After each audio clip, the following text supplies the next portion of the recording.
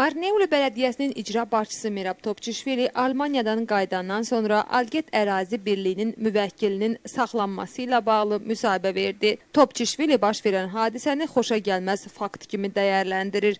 Xatırladaq ki, icra başçısı ötən həftə Almaniyanın Hanover şəhərində işgüzar səfərdə olub. Mən ötən həftə DVV International'ın dəvəti ilə Almaniyanın Hanover şəhərində Stefan Diftin yeniyetmələr üçün tədris məktəbində idim. Bu tədris sistemi Almaniyada müharibədən sonra təsis olunub. Belə müəssisələrdə ictimai işçilərdən əlavə hər bir şəxs istədiyi sahəni öyrənə, mənimsəyə bilər.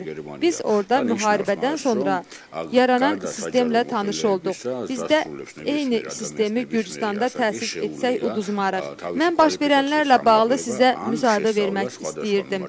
Skype-la da olsa əlaqə yaratmağı düşünürdüm. Çox xoşa gəlməz fakt baş verib.